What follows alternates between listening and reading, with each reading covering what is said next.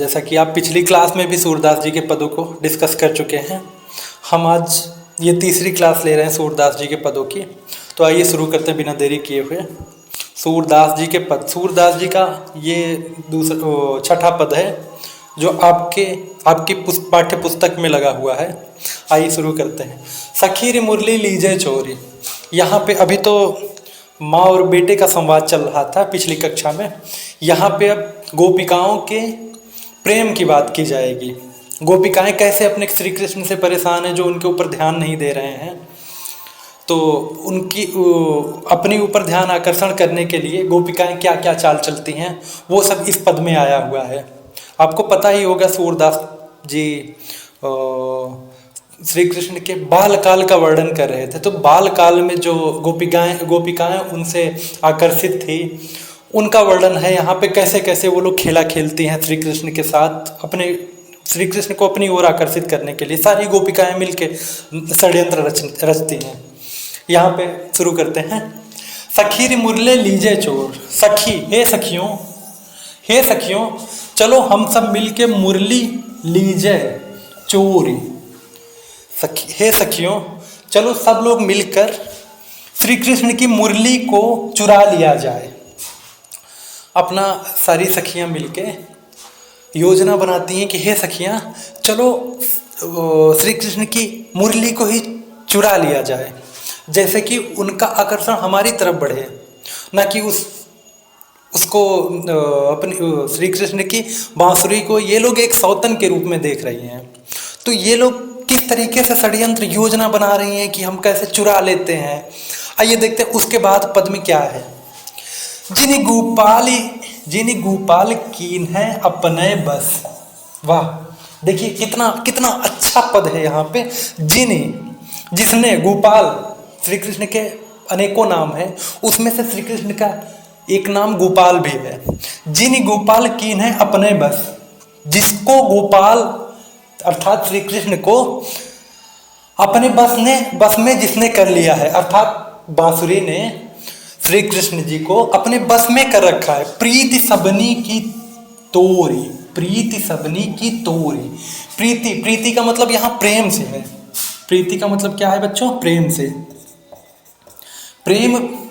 यहाँ पे बस की जगह में लिख दिया। ये प्रीति का मतलब प्रेम। प्रीति सबनी की तोरी। जिन गोपाल कीन है अपने बस, जिसने गोपाल को अपने बस में करके हम सब से श्री कृष्ण का लगाव कम कर दिया, प्रेम कम कर दिया है। और उसको हम सब मिलके एक बारी में ही उड़ा लिया जाए, चोरी कर लिया जाए, उसको श्री कृष्ण के पास रहने ना ही दिया जाए। मैं बोला ना कि गोपिकाएं बांसुरी को अपनी सौतन के रूप में यहाँ पे देख रही हैं। आइए देखते हैं तीसरी लाइन। छिन इक घर भीतर निसिबासर धरत न कबहू छोरी। अर्थात यहाँ पे ये है छिन मतलब क्षण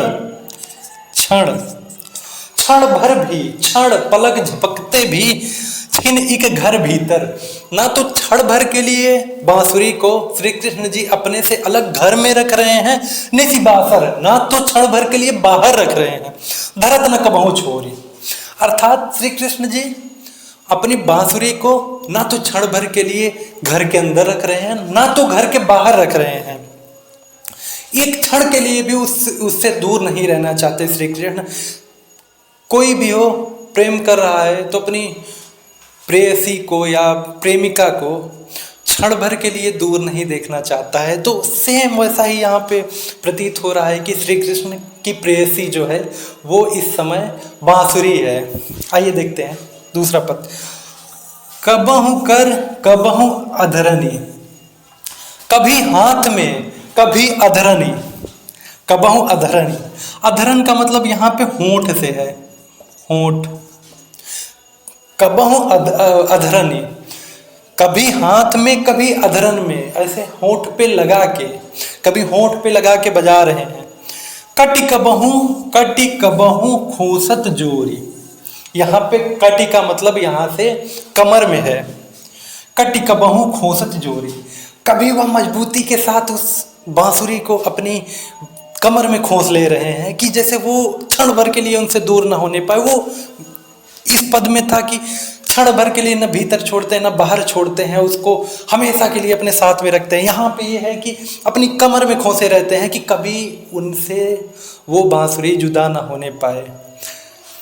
आइए देखते हैं। ना जानऊ कछु मेली मोहिनी, कुछ नहीं पता है कि वह कैसे कैसे अपने बस में बांसुरी अपने बस में कैसे कर लिए। राखे अंग अंग भोयरी, वो श्री कृष्ण के अंग अंग में बांसुरी बसी हुई है, उनके एक एक अंग में बांसुरी जो है घर करके रखी है।